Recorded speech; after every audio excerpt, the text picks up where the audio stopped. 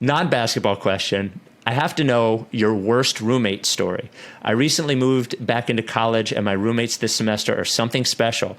They've purposely sparked the fire alarm at 2 a.m., left me, quote, presents when I'm away, and if I have anything important to do and have to get somewhere. I don't know what that means.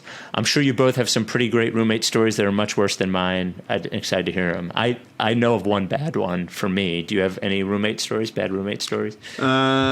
Obviously, living with Andrew Sharp was a nightmare. Terrible, yeah. Front to back. No, I love Sharp. That was a great year. I lived in New York for a summer while I was interning in college, and I lived in NYU dorm housing, and like freshman dorm housing. So it was me and two other guys that they both went to Syracuse. I didn't know them. Mm-hmm. They were the year younger than me, and it was the hottest summer at that time in like New York history, and so it was just we were just like not, they were naked all the time. Just like it was very they were in like a frat. I'm not a frat guy at all. I've never been to a frat party, and so it was like a lot of broy stuff mixed like broy finance stuff. Ugh.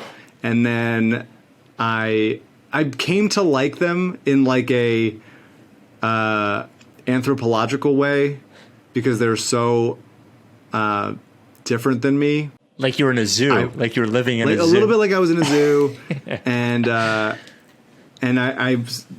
semester after that, I was only with them for like 2 months and stuff. I was like it was so hot I was taking cold showers, just because it felt good. Mm-hmm. And I had friends that came up and they were like, it was like a 10th floor. It was impossible to live. It was unlivable conditions.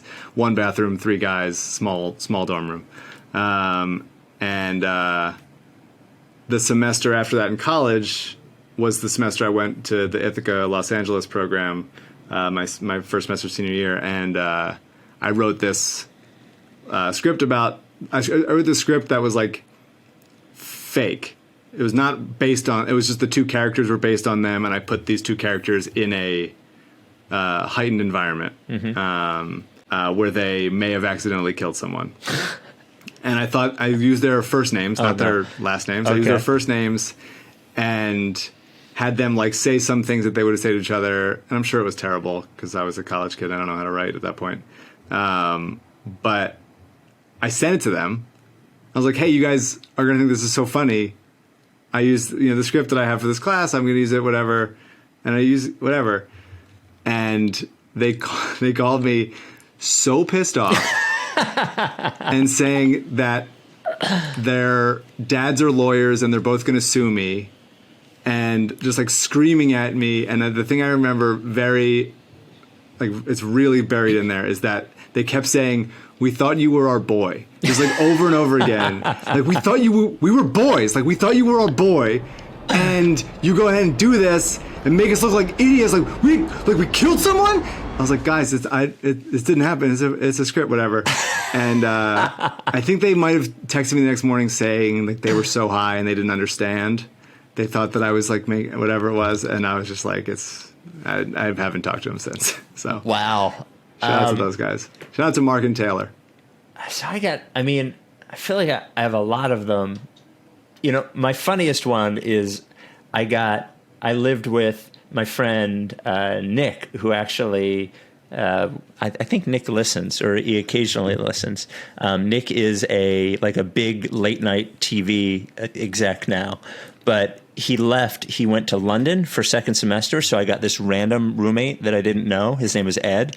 And Ed and I didn't talk for 3 months at one period because of I don't even think we disagreed out loud, but it was a silent argument over whose dishes were in the sink, and neither of us would clean them. Sure. That was funny. That wasn't that bad. My worst roommate was my freshman year. I went to Southern Cal, but then I transferred to Syracuse. I didn't know anybody at Syracuse, and I got one of these dorm rooms that was like a suite. So it was 4 people. It was 3 rooms. It was like a bedroom, and then a central room. And they were from central New York State, which may have been like Alabama or Arkansas. The central New York State, there's a lot of, they think they're from the South.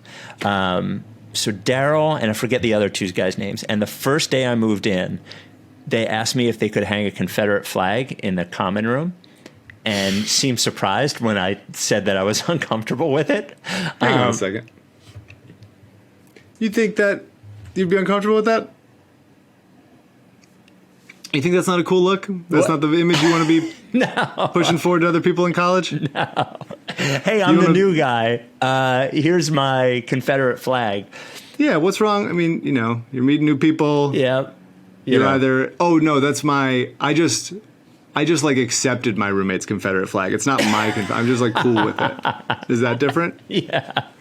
And then, the guy that I had the bedroom with was this guy, Daryl. And Daryl was apparently like really smart in high school, valedictorian. But this was, this is going to really date me. But this was at the time when you got on the internet, dial up, and you would get these AOL CDs, and they would give you like 30 free hours.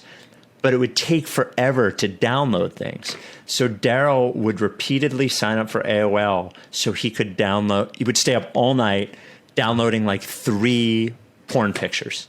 And he was out of college the next like pictures? year. Like straight up images? Well, or like a 4-second video. Dude, downloading shit at the time it took forever. Yeah, for sure. The idea of doing it for a picture is really funny. I would wake up in the middle of the night and there would be Daryl in front of his computer, like it would be dark, but the light would be on Daryl's face.